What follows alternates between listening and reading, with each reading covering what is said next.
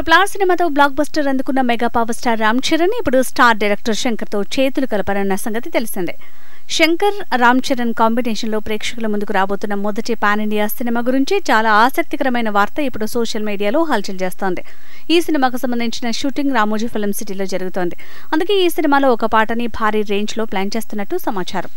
కేవలం ఒక్క పాట కోసమే దర్శక నిర్మాతలు 9.4 కోట్లు ఖర్చు చేసినట్టు తెలుస్తోంది. అలాగే ఈ సినిమాలోని ఒక ఫైట్ సీన్ కోసం కూడా దాదాపు 10 కోట్ల దాకా ఖర్చయినట్టు వార్తలు వినిపిస్తున్నాయి.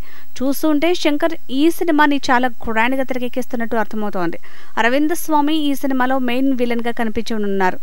ఈ సినిమాలో అరవింద్ స్వామి ఒక రాజకీయ నాయకుడి పాత్రలో కనిపించనున్నారట. కానీ తన పాత్ర మాత్రం చాలా విభిన్నంగా ఉంటుందని టాక్ నడుస్తోంది. బాలీవుడ్ బ్యూటీ కియారా అద్వానీ ఈ సినిమాలో హీరోయిన్ గా నటిస్తోంది. వినయ విధేయ రామ సినిమా తర్వాత కియారా రామ్ చరణ్ తో రొమాన్స్ చేయనున్న రెండో సినిమా ఇది.